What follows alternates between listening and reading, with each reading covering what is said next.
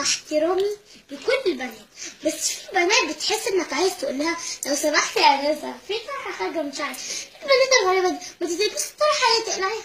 الميك اب بتاعي بنات، والنبي بلاش شغل المحاره اللي بتعملي في وشك ده. انت مش فاتحه وشك شقه، تلاقي واحده حطها نص كيلو اسمنت ابيض على وشها وعلبتين دهان احمر على شفايفها.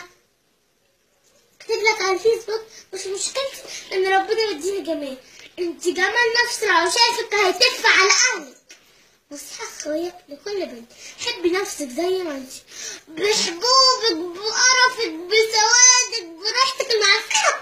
حبي نفسك زي ما انت، وانت يا معلم لازم تضمن حقك قبل ما تتجوزها وتلبس.